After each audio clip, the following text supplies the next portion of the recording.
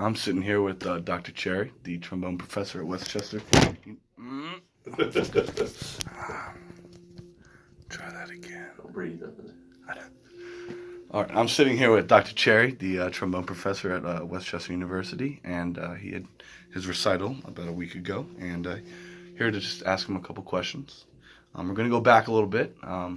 Why did you choose trombone as your instrument, if you can recall? Yeah, so I've been active with music, actually a lot in church as a really little kid, singing in the choirs and stuff like that. And went through the Upper Darby School District system and good music teachers at all the levels and things like that. But my older brother was playing, started playing in fourth grade, playing trumpet. And pretty much as soon as he started doing that, I started pestering my parents about I wanted to play too. And so I think it was going to one of his elementary school concerts right at the beginning that I just loved watching those kids play. And the goofy part of the story really is that one of the faculty people came out and played trombone. I honestly can't even remember. I don't think it was like a big solo with the group or anything. I can't remember if he was just demonstrating it or just playing along with the kids. But not only did I like the sound and the look of the instrument, but he was really tall. And my logic as, a 7-year-old was, I want to be really tall too. So this must be the right instrument to pick. So I picked trombone literally because a tall guy played the trombone. And then I started, too young, frankly. I was too small to really play the thing. But I started in the summer when I, coming off of second grade. So. Oh, wow. Yeah, so I was really small. Wow. But started doing these summer music things that were at, Upper Darby High School at the time, where they would do summer music lessons and have a little ensemble and things like that. Again, my older brother was doing it, and he could probably tell stories about all the ways that I tagged along and pestered him as a kid, but that was one of the ways that I did that. Oh, fantastic. Okay, going off of that, when was it in your playing that you decided that you wanted to, do trombone and music as a career? I don't really remember having a definitive moment or anything like that, but I know that in high school, I was super active in not only the trombone stuff, but the voice stuff, singing in the choirs and that kind of stuff too. And to the point, again, was granted so many great opportunities in a good schools system with good supportive, band and choir directors and that promoted things like district band and all that stuff.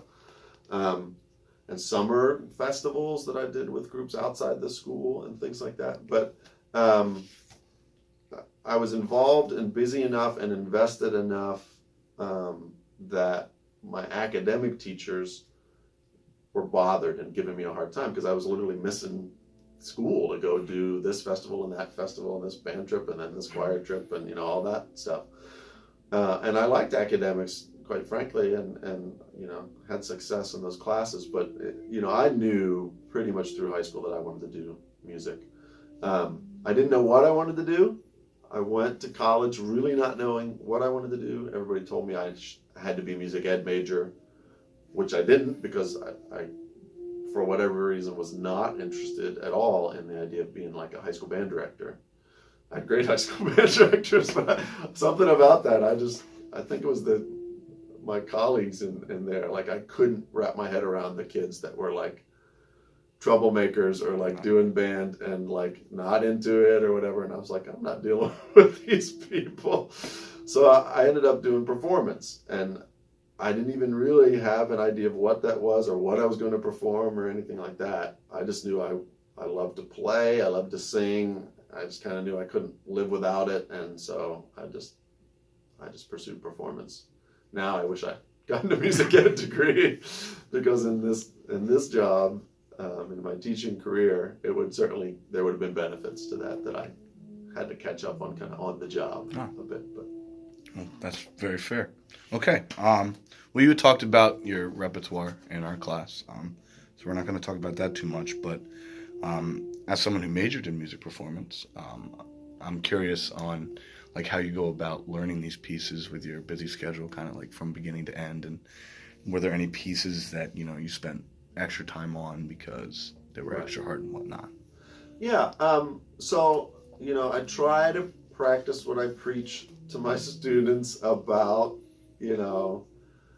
learning the music by really learning the music, understanding a historical context, doing a little reading about the composers and things like that, understanding the music kind of from a style element with that involved. There are some style trends from different time periods of music.